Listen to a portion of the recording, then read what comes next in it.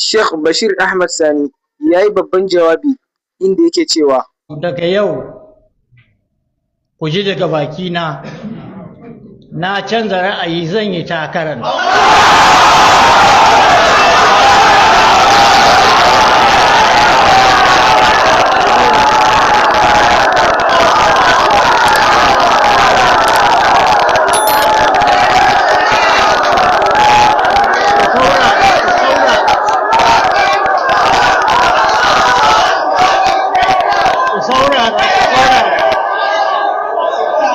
Ku saurara saboda lokaci,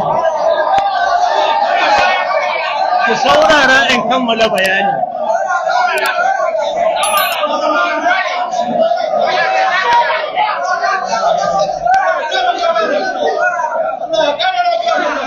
Tun da dai na ce ba ni bai fi san ba ko, to na ce zan yi sama ta faɗo ko kuma a yi girgizar ƙasa.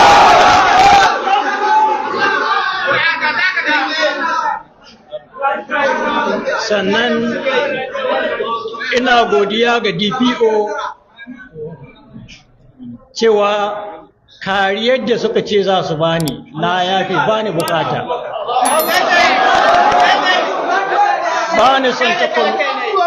Bani son ta Commissioner of Police, bani son ta AIG, bani son ta IG, kuma bani son ta Majalisar Ɗinkin Duniya. In ma akwai Majalisar Waldar Duniya duka ba na son kariyarsu. Na wadatu da kariyar Allah, ƙul inna hayata. Sa'annan gwamnar garin Sokoto, mutane da yawa suna ganin cewa kamar bai iya turanci ba sakamakon wannan bidiyon. Our small and media and Ministry for Local Government Affairs, we have also trained thousands of women and youth under Ministry of Women and Children Affairs and supported them with working tool and the capital start of businesses.